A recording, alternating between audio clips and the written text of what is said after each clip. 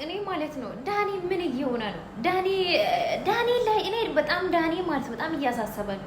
እና ሄርሜላ ደግሞ ማለት ነው ለምንድን ነው ሰዓቱን ይሄን የሚያክል ስጦታ ነው የሰጡት? እንደዚህ በጣም ስለ ሰዓት እያወረችው ነው። ገብቷችሁ ከሆነ ማለት ነው በጣም እንዴ እውነትም እኮ እፋላ ሰዓቱ ስለወለቀ ነው እንደዚህ ዳና የሆነ ራሱ ወደ ሚስቱ ወደ ልጁ የተመለሰ ሰዓቱን ስላወለቀ ነው። ለካ ሰዓቱ ላይ ነው ተሰርቶ ነበር። እንዲሁም ሰው ሁሉ ትኩረቱን አቤል ላይ እንዲያርግ አርግቶ ነው እንጂ ልጆቹ ሰዓቱ ላይ ነው ተሰርቶ ነበር። እንዴ ይቀልዳሉ እንዴ? ኤርሜላ ግን ይሄን ያክል ሰዓት የሚትሉ ነገር ለምንድን ነው? ምክንያቱስ ምንድን ነው እንዴ? ወለቀ የፈለገ ነገር ማድረግ ይችላል፣ መብቱ ነው እንዴ? እሷ ከሰጠችው ሰዓት ውጪ ሌላ ሰዓት ማድረግ አይችልም ነው? ምን ነው?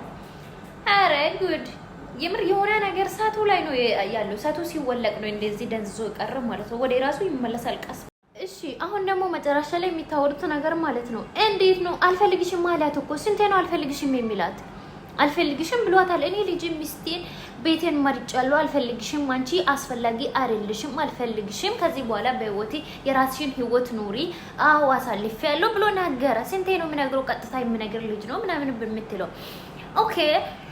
አሁን ቡዜ ማለት ነው ቡዜ የፈለገ ህይወት መኖር ይችላል። እሱ ብቻ ዳና ይሁን ነው ይላል። እኔ የቡዜ ነገር ምንም አላስቀይም፣ ምንም እንትን አላልኩም በቡዜ ነገር ማለት ነው። ዛሬ ምንም ማረለው፣ ምክንያቱም ከዚህ በፊትም ሲትል የነበረችው ነገር ነው ዛሬ እያለች አለችው።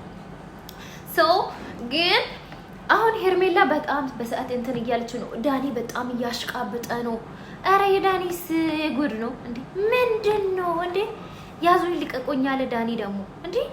ይሄን የሚያክል ነው እንደ ሩታን የምትፈልጉ አንተ ማለት ነው የምታደርገው ነገር ሁሉ እኔ በጣም እየታዘብኩ ነው። የምር ሲጀመር እንደ አንድ እንዲሆኑ አይፈልግም ዳኒ።